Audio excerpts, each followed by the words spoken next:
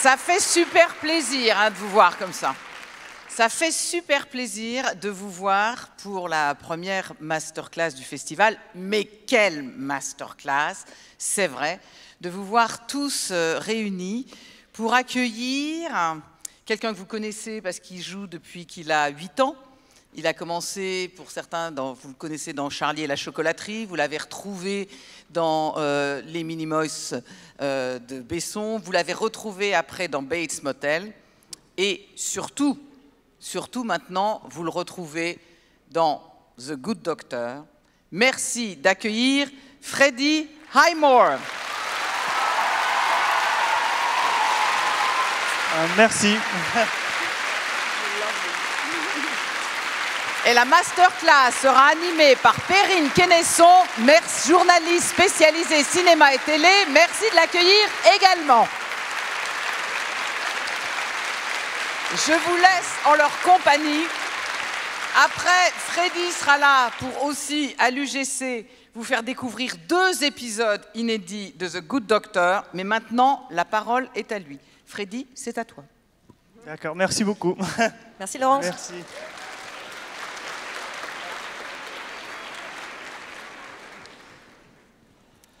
Bonjour.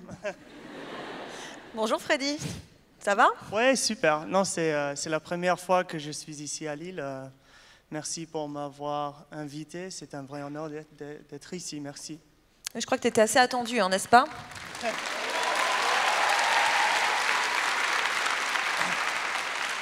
Non, et je crois que je peux essayer en français, mais je crois que c'est mieux de parler en anglais pour aller un petit peu plus profondément. Mais je crois que vous avez les trucs là à l'oreille. Sinon, vous pouvez interrompre et dire « Ah, il faut que je traduise ». Mais je crois que c'est mieux en anglais seulement pour parler un petit peu mieux. Ça fait longtemps que je ne suis pas en France. La dernière fois, c'était il y a 5 ans, il y a 6 ans. Alors, je comprends, mais parler, c'est un petit peu plus difficile. Hein. Pardon. Oh, c'était déjà pas mal quand même. Hein.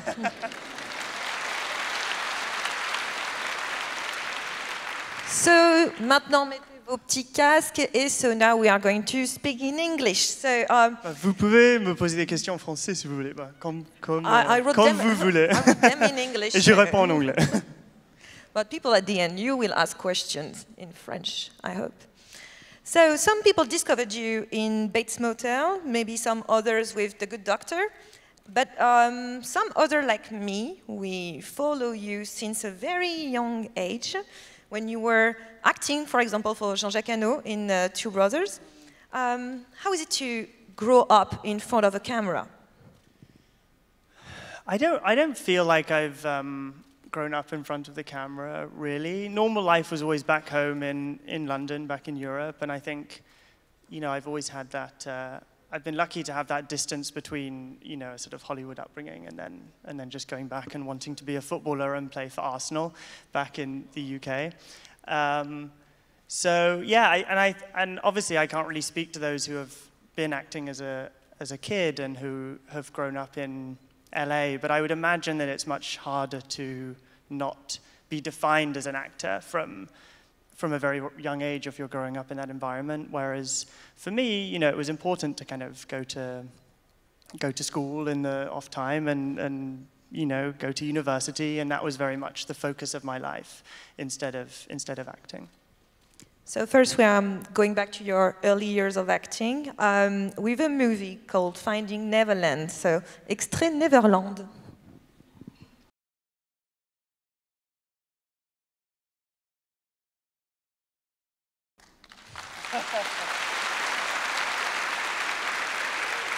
Oh, what a cute little boy. Une manière très heureuse de commencer de Masterclass. Yes.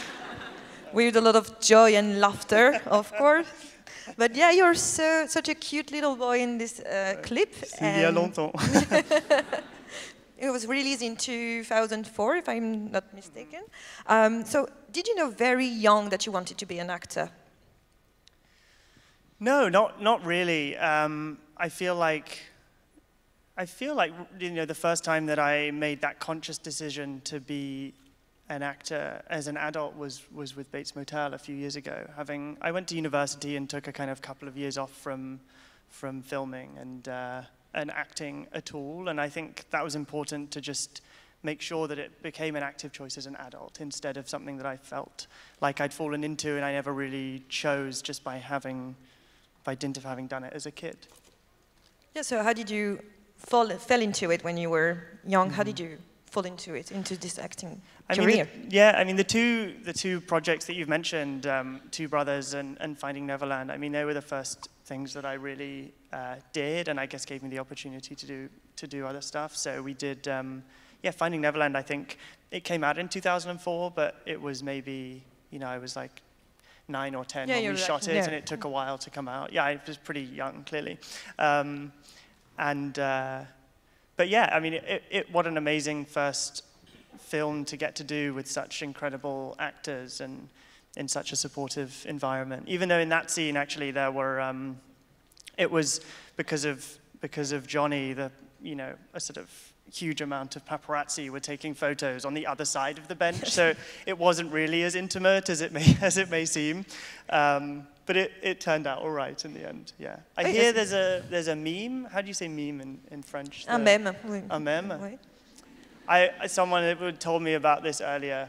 I don't know whether it has made it to France. There's a meme of the Apparently, this is what someone told me today. I don't know whether that's an English thing or a French thing, or I don't really do the memes. So, but yes. Anyway, that's besides the point.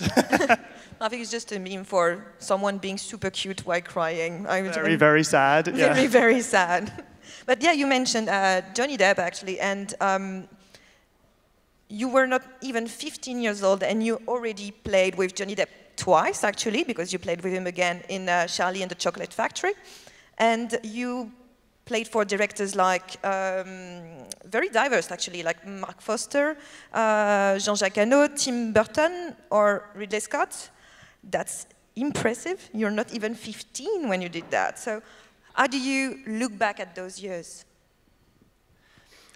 I mean, obviously, I guess I always felt fortunate to be doing what I was doing, but I think especially now, looking back with a bit more of a perspective as an adult, I realize how much I probably picked up and learned from working with those people, even if it was just more on a subconscious level. But I guess the thing I feel most fortunate about is also that they were just genuinely such lovely people and such wonderful directors and actors who took me under their wing and gave me the opportunity. What kind of advice Johnny Depp gave you, if you remember something? I know, it's hard because you played 2 times with him? It's hard to think of specific, and people always ask me that too. They're like, what advice would you give to other people and who want to pursue acting? And I guess I can only speak from my own experience in terms of, I feel like I've been very lucky to have, as we were saying before, kept that normal life, but also a sense of reality. And especially, if there's other kids who want to, do what I've been lucky enough to do, I would definitely recommend, not deciding too soon that this is the only thing you're wanting to do and keep going with school. But also university for me was such a wonderful opportunity to just get more real life experience. And I sometimes wonder, and of course people do it brilliantly, but what if you act as a kid and you go straight into acting as an adult, what are those experiences that you have to draw on? What's the sort of real life that you know that you can be inspired by? And if it's just, being on a film set, that's not necessarily the best representation of life more generally. No, it's a different representation of life, of course. But so we saw you here in a very young age, and everybody else, you grow up after that. Of course, your body changed, you become a teenager and then an adult, like now. So did it change something for you in your career? How aging did impact on your career? Did it? I guess it seemed like a natural process, really. I wasn't too overly concerned about it when I was young. As you got older, the parts kind of got older with me. But I do think I was lucky in terms of TV to be able to do Bates Motel, whereby I think I was 19 or so when I started, and then 24 when we'd finished. And having that amount of time to truly transition into, you know, a more adult role, as the role itself became more adult. And he started off as this teenager, as a, you know, this young man, and sort of became his own person by the end of the show. And in a way, being on that television show, the transition was made for me from being a kid to being an adult. And what is the role in, because you played in many movies actually, but what is the role in cinema that you haven't done yet and you would really like to do? Always, I mean, I'm always looking for different things, I guess. I say that I'm lucky to be doing The Good Doctor now, because it's probably my moral responsibility to do so. Après avoir tué beaucoup de personnes, c'est mieux de les sauver maintenant. Thank you very much. Thank you for them. Mais ça, je l'ai déjà fait. Alors, ouais, après The Good Doctor, je ne sais pas. No? And so maybe someone you would like to work with? I mean, I'd love to work with, I know it's a sort of boring answer, but the people that I've worked with before who were so wonderful, and Vera Farmiga on Bates Motel, who's, you know, I guess probably out of everyone had the biggest influence on me as an actor, of the people that I've worked with. And so she, you know, maybe she can be a patient or something. We'll have to convince her to come in. And I've also been trying to convince them to do an episode of The Good Doctor in France, you know, like Chambre des vacances à Paris, à Lille, et puis avec Dr. Glassman. Dr. Glassman tombe malade et Sean doit, je sais pas. Mais on verra bien. Si c'est la troisième saison, la quatrième, ouais, on verra. I would love the idea of Sean Murphy in holiday in Lille. I like it very much. I like it very much. Yeah, Sean, it's a beautiful city. So yeah, it would be lucky. Yeah. So now we are going to talk about another part of your career, because you have a body. We saw that, we see that, but you also have a voice that people use, actually. Extrait Arthur.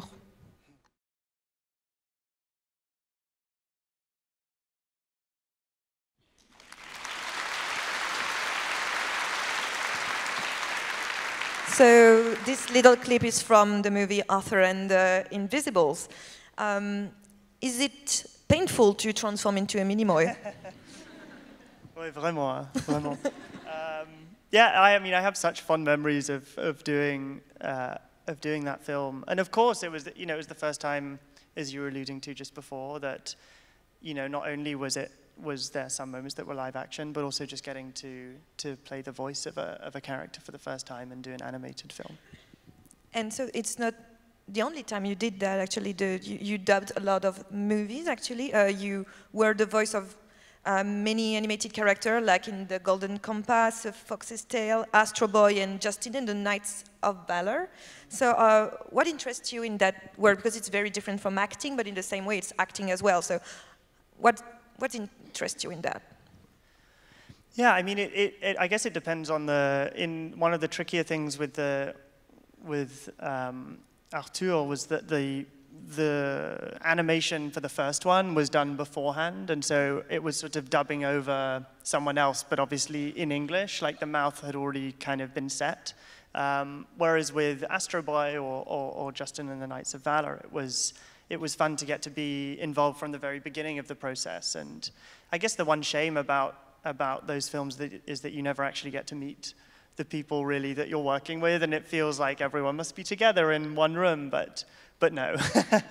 So that's the only shame, I guess. It's quite a solitary job, and it's also probably the trick behind it is just letting go of your inhibitions. You're sort of standing there in a booth on your own, and it's very odd to start jumping up and down or getting out of breath and screaming, and somehow when you're on set, it's easier to see that as the reality. But obviously, with those, you just got to go for it, even if you end up looking completely stupid. But also, is it freeing in a way, because you don't have to think about your look, you just have to think about your voice and acting? So can it be freeing in the same time? Yeah, perhaps. I also think it's a different style. Like, I think in general with animation and voices, there's a desire for it to be a bit more exaggerated, and and I can't remember which. I think it was on Justin and the Knights of Valor, and the production team had done a test on taking famous scenes from films and putting them to animation, and the voices just felt flat, even though the original scenes on screen were in live action were so powerful. And so I think it is a different. There's a different trick, and it's not just simply using the same voice that you might use on set. And for Arthur in The Invisibles, you shoot in France, in Normandy. And you speak a very good French. We saw that from the beginning. So what is your connection with our country? No, I mean, I love France, and obviously well done on winning the World Cup. Félicitations pour la Coupe du Monde. Yeah. Mais mon équipe Arsenal Angleterre, c'est une équipe française un petit peu. Bien sûr, Arsène Wenger n'est pas toujours là, mais avec Thierry Henry, Patrick Vieira. Alors ça, c'était la première connexion que j'avais avec la France. And I've just been lucky. I mean, obviously with London and England being so close to France, just to, aside from the projects that I got to film here, which were the Goodyear and obviously the Arthur films and some of the Frères with Jean-Jacques Hano, it was just to come on holiday with my family, and I've got such fond memories of that as well.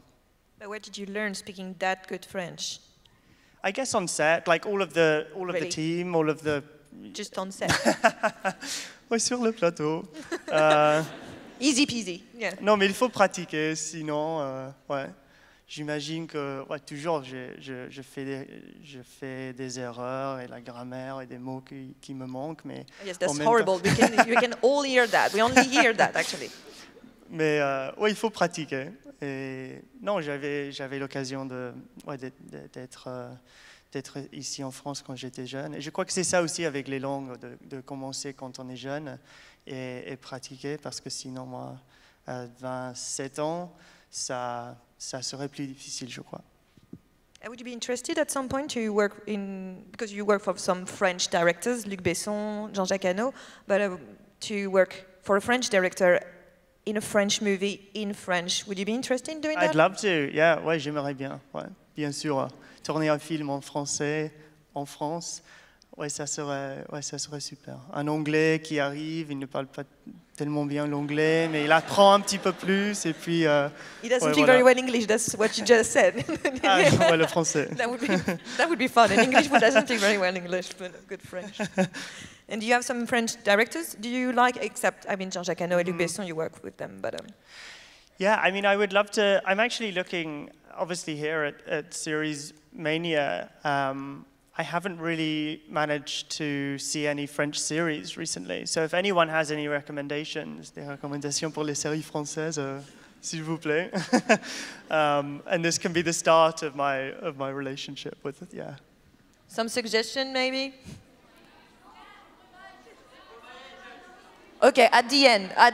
D'accord. Yeah, you will have the microphone at the end. Faut que je note, ouais. You will take some notes. So. But also with Archer and The Invisibles, you approach, I would say, the territory of series, because there were 3 features of Arthur. So how was it to follow a character for those years, so those several years, because it was like 5 years or something like that, or during 5 years you were doing that, so how is it to live with this character for that long? In a movie for... Sure, yeah, we shot the second and third films together at one point, and so, but still, absolutely, kind of getting to start, as you say, it was the first time of tracking a character over time and being able to do that, and yeah, I think it was, it was something where I grew up really on that film in terms of being a little kid. I can't remember exactly how old I was, but finishing and and being 3-4 years older. And I think at that age, it's such a key time. I'm sure with other clips we would notice the difference. Yeah. And what did this movie change for you? No, first, why do you like Arthur? What do you like this character? Because you stayed very faithful to him for 3 movies, so what attracts you to that character? Yeah, I think he was inspiring, and it was fun. I think it was fun as a kid to get to work on films that were geared a little bit more towards children, because obviously Finding Neverland was a wonderful experience and something that I appreciate now looking back, but perhaps in the moment you don't quite have an awareness of how the scene comes together, or you're doing a scene with someone where they're swearing and they don't swear when you're on the camera, or you're like taken away when they have their breakdown so that you don't get too affected by it negatively. But it was great on Arthur to be able to be a kid and doing a film that was fun and exciting. And obviously Mia Farrow was such a, is an amazing person to have been able to work with, and she's just, she's wonderful. And so now we are really going into the series territory and leave this cute little face we saw earlier to meet I would say a whole new you that is not that nice. So extrait Bates Motel.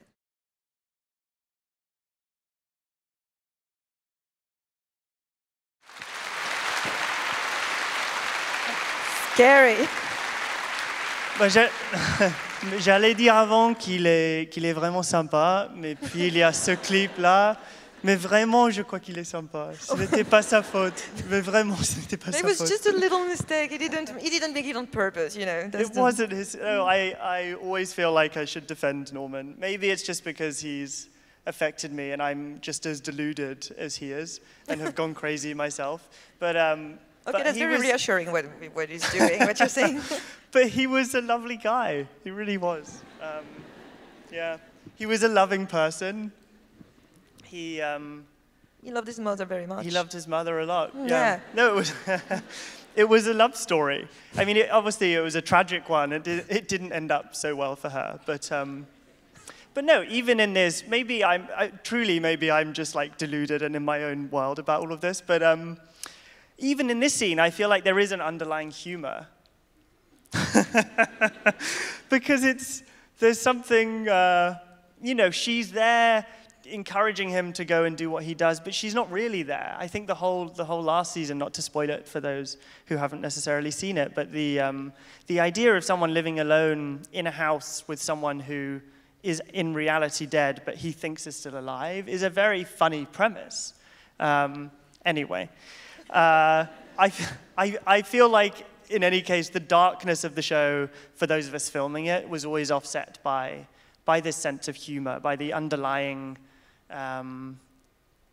silliness to some of the situations. And I think Vera was so wonderful at bringing that fun and lightness and happiness into the show as well, so that it didn't end up being too gloomy? Yeah, too gloomy and just and sort of gloomy for the sake of being gloomy, or with no sense of lightness. Even the song choice, I think, in that last scene that we just saw, sort of offsets the violence in some way. In some way. Because this scene is from the episode 6 from the season 5, if I'm not mistaken. So of Bates Motel, you would have recognized there was Bates Motel.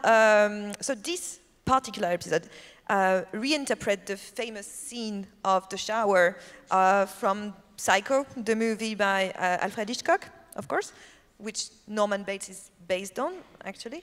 And actually, you subverted it. I'm sorry, how to pronounce actually? Subvert, well, no, c'est parfait. Subverted it.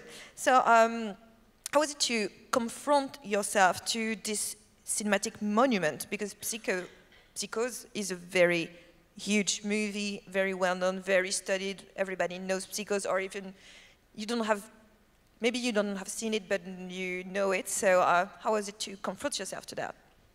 Yeah, I mean, the director that we had for that episode, Phil Abraham, he was wonderful at I guess, reflecting that infamous or, famous shower scene from Psycho, but also giving it its own twist. And I feel like the writers Kerry Erin and Carlton, who was here l'année dernière, je crois, Carlton Cuse. Who? Carlton Cuse, qui était l'un des scénaristes de Bates Motel. Je crois qu'il était ici l'année dernière. Peut-être pas. Oui, ah, super, merci. Merci. I'm not just entirely crazy. Je suis pas fou. Peut-être, il n'y a personne qui Not répond. yet, but you just said Bates Motel was a comedy, so I don't know. But yeah, so the two of them, I think, were really smart in not, you know, and as you say, subverting what had come before and making sure that Bates Motel was very much in that mythology of Psycho, but ultimately became its own thing. But that, you know, the series, I think, in general, and it's easier to say this, and given that it's all finished and we did 5 seasons of it, is definitely the greatest experience that I've had on working on something. And I'm sure The Good Doctor in time will also, you know, feel the same way. But those 5 years compared to 2 years is, yeah, there's so much that, yeah, so much I'm proud of, and so many great friends that you make over the course of that amount of time. We are going to talk about that as well. But in this particular episode, there is Rihanna. Yes. She's nice. She was lovely. Yeah, she was really nice. We had to do all of her, she had 2 episodes, and we had to do everything within a week because she had such a busy schedule, obviously. Is she? But yeah, she came to Vancouver and was very down to earth and lovely, and brought, again, like her own twist on Marion that was such a famous character. So Norman Bates is such an iconic character. We said that, and he was played beautifully by Anthony Perkins in the Alfred Hitchcock movie. And during 5 seasons, you had to give your own version of him. Sorry. Were you inspired by the interpretation of Anthony Perkins, or on the contrary, were you stepped away from it because you don't want to be too influenced by it? No, I mean, I feel like, obviously I had seen Psycho before the show came around, but I tried to rewatch it before every season in order to remind myself of where ultimately Norman was going to end up, even if it wasn't exactly the same circumstances. I feel like the character was similar to Anthony Perkins' brilliant performance, and so I feel like it was never an attempt to mimic exactly what he had done, but certainly be inspired by it. And we mainly saw you in movies as this nice guy. You're a nice guy, and here, not really. I would say, not totally. So, how did you react when you were offered this role? Was it a way for you to break your image, or to change something, to learn something? How did you react with that? I feel like it was. You always want to play different characters, and so it was certainly something that I had never done before. And I always thought it was a fun opportunity if it had come along, and obviously it did with Bates Motel, to sort of flip the things that I'd been more known for as a kid, which were usually those more, you know, innocent, lovable characters, and play someone like Norman, who people would think wasn't very nice, and try and make him likable too. I guess that was, you know, try and find the humanity in Norman. And so how did you approach that role of a psychopath in the making, I would say, because it's not always like that in the series. It doesn't start that way. Because it's a role you are going to play for several years, so, and it will grow during the course of the 5 seasons. So how do you approach that kind of, because it would say it's a bit disturbed character? Yeah, I mean, I felt like I was able to leave it on set mostly. It didn't really come home with me too much. I mean, maybe the last couple of seasons where things became a bit more intense, of course, it does become more all-consuming. But in a funny way, it was funny. It was kind of cathartic to get to do scenes like that scene. Not that acting should be used as a form of therapy, but the the idea of getting out all your negativity on set, in the same way that when in day-to-day life you cry or you have an argument with someone or you get angry over something, you kind of feel a little bit better afterwards. So I guess that was my way of of just coping. getting through. Yeah, like get through anything bad in life you could just throw into the show, and then the rest of the time you'd just be very happy. So yes. Yeah, just stabbing something on the show and then feeling better. Yeah, and then you didn't need to stab someone in real life, exactly. Yeah, that's better. C'était une blague, c'était une blague. Yeah, as we know now, Bates Motel is really a big comedy, so a very, very big comedy show. So, but yeah, you were talking earlier about Vera Farmiga, who is your mother in the series, and you are very close. How was it to work with Vera? Yeah, she's amazing. I mean, I truly can't say enough wonderful things about her, both as a person. You know, I'm godfather to her son. They became my family. That all of her family moved out to Vancouver for the time of shooting, and they kind of became my family out there. And I'd go for sleepovers on the weekend with the four of them, and they certainly looked after me in that way. And as an actress, I feel like I've just learned so much from her and being challenged by her every single day. And I think one of the things among many that she is so good at is just being so natural and easy and fluid, and having done all of the preparation possible, but at the same time being there on the day and just having the confidence to try so many different things and to somehow be able to be incredibly big and grand and larger than life in her character as Norma, but not being over the top or not being unbelievable. And no, she's incredible. And so, for you, because it was your first, not really your first series, you've been in 2 series before, Bates Motel, some episodes, but it was your first as a main character. So what is, for you, the main differences, what are the main differences between playing in a movie and playing in a TV series?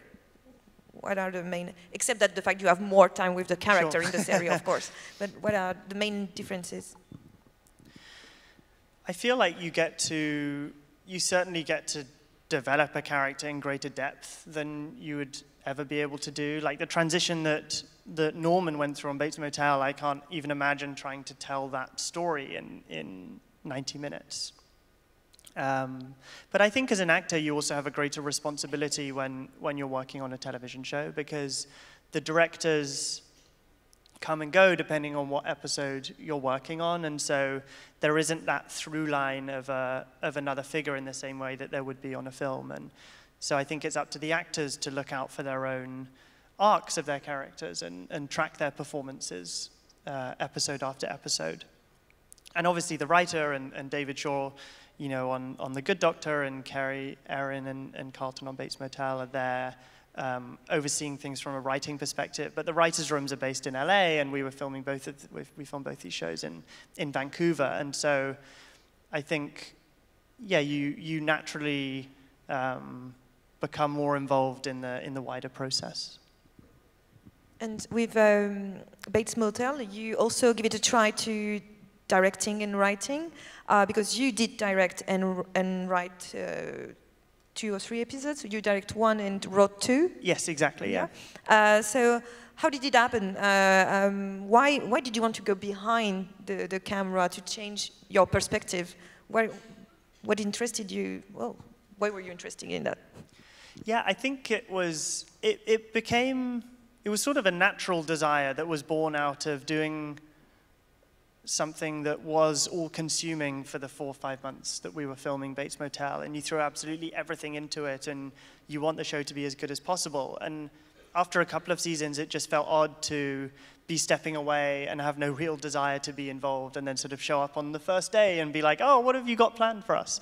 So I think, I was lucky to be supported by Carrie and Carlton in allowing me to write and then to direct on the show, and that allowed me to kind of work on on the show and be involved year-round, and we'd finish filming, and I could spend time in the writer's room with them and get my own episode to write, and so that was you know, something that I'll always be thankful to them for, was giving me that first opportunity. And you did that again on The Good Doctor as well, so maybe would you like to do something bigger, like a movie, something longer, or maybe your own TV show, writing your own TV show or a movie? Would you be interested in that? Yeah, I would absolutely love to. Certainly, I mean, obviously The Good Doctor at the moment is the priority. I don't think they'll let me run off and start doing these other things. Not yet. And I don't have any desire to, don't worry. But yeah, so I certainly one day it would be, you know, if I could come back here with a show that I'd been involved with on a writing or directing level from the beginning, it would be wonderful. And what did you discover when you tried directing and writing? What surprised you? I think different things surprised me about both of them. With the writing, I feel like what's so wonderful about working in television as a writer is that it's an incredibly collaborative environment. And so you have the writers' rooms that usually are set up in LA, and there's probably 10 writers or so who gather, it will sound very indulgent, who gather every day and just talk about the story. Nice. And then everyone contributes to everyone's episode, and obviously it's led by the showrunner, by the main writer, but everyone gets to, you know, throw out ideas for everyone's episode, and then individual people, of course, are assigned to write their own one and can put their own touch on it. But I guess that's what surprised me most from the writing side. And then directing, I guess, you know, I was probably very lucky in not having the usual experience of being a director on television, which is coming in and doing episode 13 of 18 and never having met anyone before. And so much of it is about trying to learn and adjust to this new environment, and at the same time try and bring something to it. Whereas I was very lucky to have an incredibly supportive cast and crew who I'd known for so long. And just after Bates Motel, you played for a British miniseries called Close to the Enemy, if I'm not mistaken. So is it very different to, because it's a British show, is it very different to work with a British television than American television? Is it a different way of making series? It's an interesting process. Yeah, an interesting question. I feel like usually in England there are fewer episodes, and therefore it's more common to have a mini-series, and therefore the writer can write all of them, and it becomes more of a, especially the project that I did, which was written and directed every episode by Stephen Polyakov, Close to the Enemy. And I know that Hugo Blick, who I love and is wonderful, he's here later this week, and obviously he did that with The Honourable Woman, and all of the television shows that he writes and is involved with on every level solely. So maybe that's the slight difference between the British process and the American one.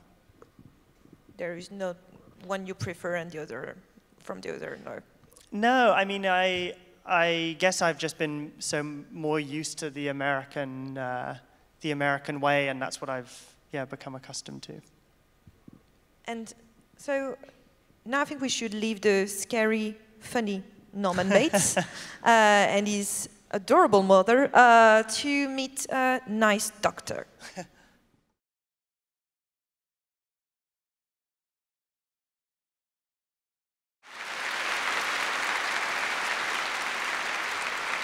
He's so right. The television. Ça a l'air d'être triste aussi. Hein. C'est tout ce que je fais. When I was watching actually the clip, I was thinking about the first clip with this little you in Neverland, and how amazing what you do with your eyes. How can you be that wet in the eyes, and it's in a very spontaneous way? I would say it's very amazing. It conveys a lot of emotions. How do you do that? I don't really know. Je sais pas. But I feel like I feel like that was certainly key to sort of unlocking the character of Sean as such, was, you know, this person, and that was a great challenge, was this person who doesn't convey emotions in a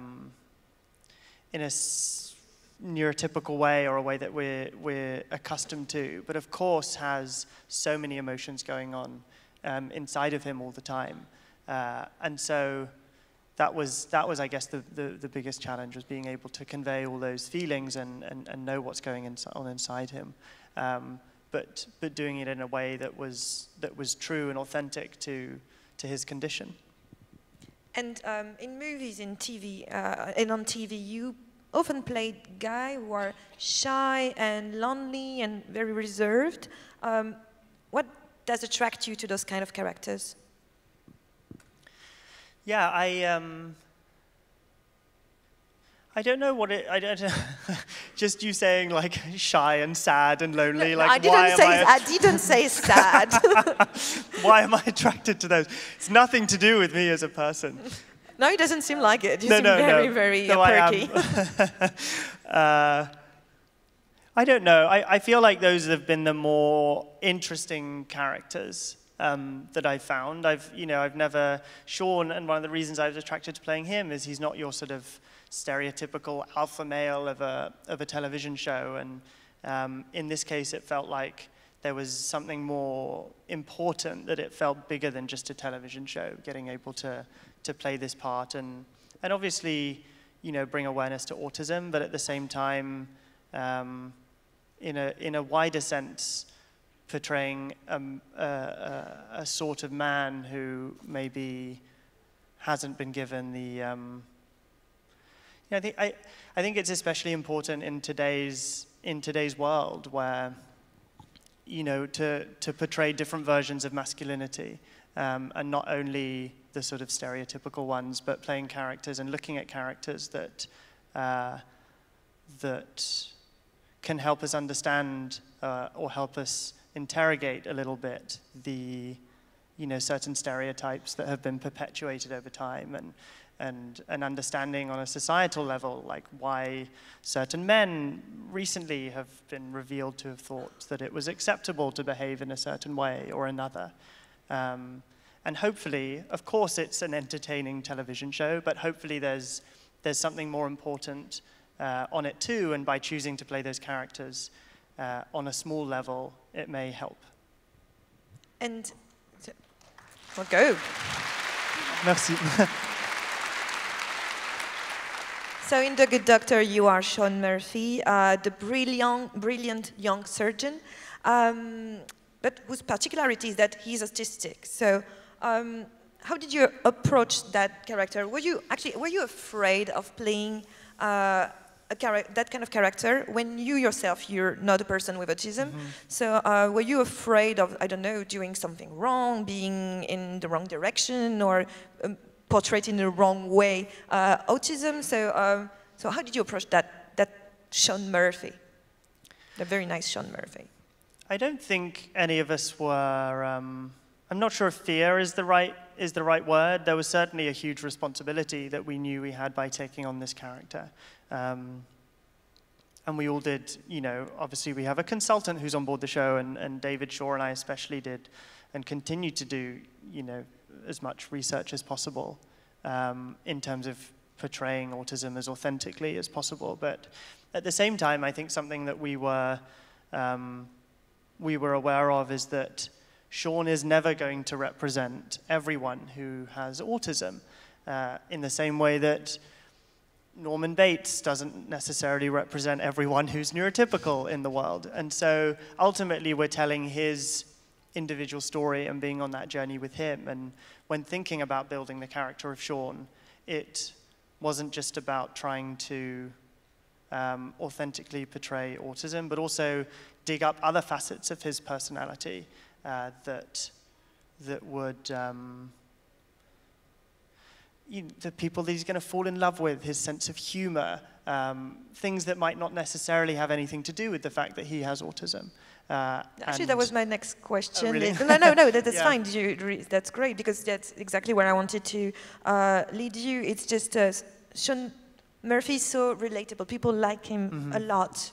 And so my question was, why do you think people like Sean that much? What is so good about Sean? I think that he's a hopeful character. He's an optimistic character. I guess in contrast to Norman, who most people would say was an anti-hero. He certainly isn't that. And I think, you know, in France and in the UK and in, you know, the United States, it's so easy. You just turn on your TV and you look at the news, and there's so much negativity that's so easy to come by. It's like you want to avoid that as much as possible, I think, when people are looking for something to entertain them. And they're drawn to things and characters like Sean, who remind us that humanity can be good, and there's some hope left. But also, I think one of the things is that he's, and obviously is how I'm able to connect to Sean, is that he speaks to not only to people who have autism, but anyone who's felt somewhat different, anyone who's felt somewhat marginalized by society or discriminated against, or people who feel like they haven't had their fair shot in life to do something that they are genuinely very good at. And so that's, you know, the sort of, I guess, the optimism and also that universality of his experience of feeling different is what has connected with people. Yeah, and that's what we see in this first, because the scene we just saw, it's in the first episode of The Good Doctor. And in the first episode, all the board of the hospital is discussing if we should or not should hire Sean in the team. So can we say the series also encourages us to think differently, to think in another way about people, about differences? Yeah, no, and I'm glad you brought that up, because one of the things is, of course, that we hope to do through this show is Sean has to learn and adapt to this new environment that he's finding himself in, and there are rules and codes of the hospital that he's trying to learn how to navigate, and certain rules and things in the hospital won't change, and they're there for a reason, and for a good reason. But at the same time, I hope that as the audiences are affected by Sean, similarly the people at the hospital will be changed by him, and I think people can learn from Sean, and people can feel inspired by him, and that hopefully he can encourage us to think differently to some extent, instead of it being Sean is the one who has to change and has to fit in with our perceptions of what society should be like. And it's very interesting because Norman Bates and Sean Murphy, in a way, they are both characters that will have to grow up during the course of the series. We know the end of Norman Bates because the series is over. But how do you think Sean should evolve? Directeur de l'hôpital. Non, Oh, mais oui, j'aime bien imaginer Sean comme directeur. But yeah, I mean, I don't know where David Shaw is taking us, or how long we will get to do this show. But it would be. I do enjoy imagining the idea of Sean being responsible for other people. I think, you know, that's a large part of what the season 2 journey is about. Is Sean taking care of Dr. Glassman for the first time and feeling responsible for someone, and learning to deal with the pressure that has, instead of purely thinking about his own very real struggles. And so, yeah, if he's got his little team at the hospital, then I think that would be great. And yeah, you mentioned David Shore, the showrunner of the series, who is also the creator of Dr. House. Another brilliant doctor on good, TV. Isn't he? He's good. He's good, Dr. House. Yeah, we saw it. Not very nice, but No. but good. So, to your question first, how is it to work with David Shore? Because he's such a great showrunner. He's amazing. He's he should come here next year. You should tell him. I will. I will send him a message. Thank you. He's very intelligent. He's much more eloquent than I am. I don't think he speaks French, but he's No, he's amazing. And very pithy. I think I go on these like very long-winded answers and rambles, and he will just summarize something in like one great sentence that says everything. Like our text message chain, mine is just like these long streams of words and like this and that and this and a question here and there, and then he's just like, yes, thanks. But no, he's brilliant. And I think the two of us, I mean, he's the reason that I ended up doing this show was, of course, his script was wonderful, but just the conversation that the two of us had way back at the beginning, and we were very much on the same page in terms of everything, in terms of how we saw this character. And he's a remarkable individual in that he has obviously had so much success with House, but he is just as invested and cares just as much about every single nuance and every scene of every episode of this show, when he could very easily just sort of sign his name off and, you know, go and live on an island somewhere. So I'm very appreciative to be working with someone who is so committed and who feels that this show is as important as I do. And were you, when you accepted this role, were you worried about a kind of comparison between those two doctors, Dr. House and the good doctor, Sean Murphy, because they are very different, but both of them have specific characteristic. One is, I would say, a drugged, with a limp, and always in a bad mood character, and on the other side, we have this doctor who has autism and who is very, very optimistic, but in the same time, they are both brilliant. They are both in the universe of the hospital. So were you afraid of the comparison between those two? Not really, to be honest. I didn't really see. I've always felt that they are so different. I guess for the reasons that you've said, and I feel like, you know, the similarities of the genre and of certain aspects of them both being great at what they do are evident. But I was never really too worried by that. I guess I more just feel thankful to Hugh Laurie that he did a good job, because he's British. He's English too, and I feel like if he'd have done like a really bad job and David Shaw's House had been a disaster, then he definitely wouldn't have chosen another Brit to play the next Doctor that he came along for. So probably this time he was like, I guess I have to go with the English guy because it worked well before. Thank you, Hugh Laurie. So. Yeah, exactly. Thank you for being Brit and good actor and nice. Oh, okay. Yes. You should tell him and text him as well that. And for the good Doctor, actually, you also wear the hat of producer, which is the first. You would never been producer before. So what does it change for you to be a producer? I guess it allows me to be involved in in terms of seeing scripts a bit earlier and offering suggestions, and also seeing different cuts of the edit before the final one is signed off on. But I think ultimately all of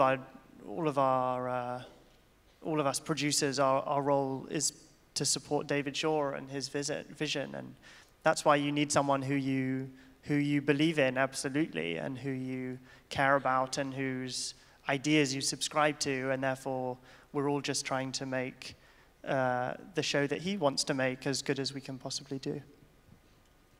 So you write, you direct, you act, and you produce, so you can do a movie on your own, actually. The whole thing. Maybe, yeah, exactly. If there's time in the small space that we have, yeah. But no, I'd absolutely love to do a film, love to do something in France, something in French. I'll have to start working on it, yeah. Yeah, you have a little time right now in Lille. You can this afternoon on the train. Yeah, you can prospect a little. So you were nominated for a Golden Globe Award for your role as Sean Murphy. How does it feel? It was a lovely surprise. Yeah, I mean, it felt like a collective achievement, really, that it represented everyone's success and what everyone had put into the show, because one person's name may be on that list, but ultimately there's so many, hundreds of people that make it possible.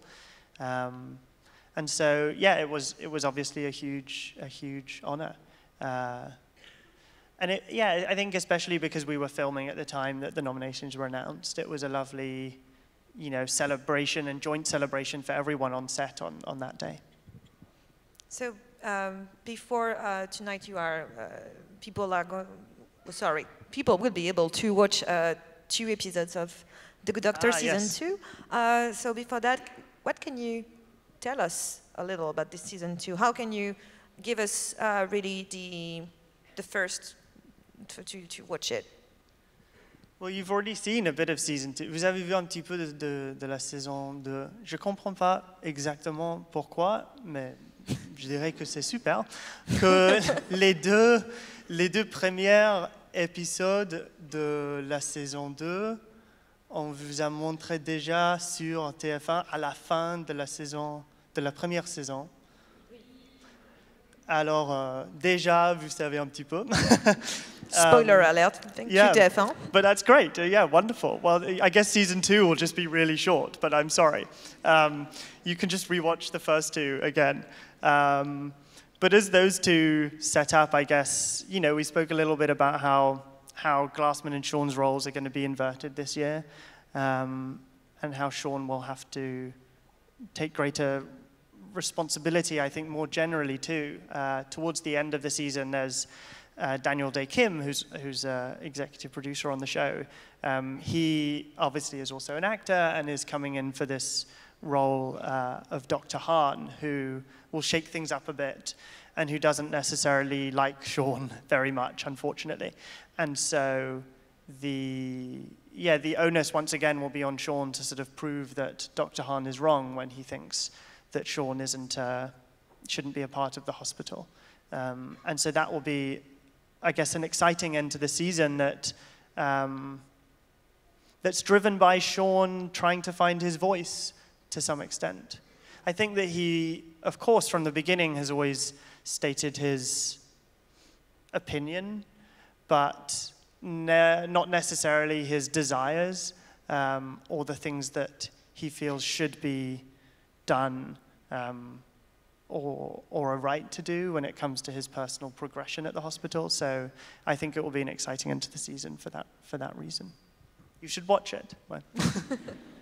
Thank you, Freddie.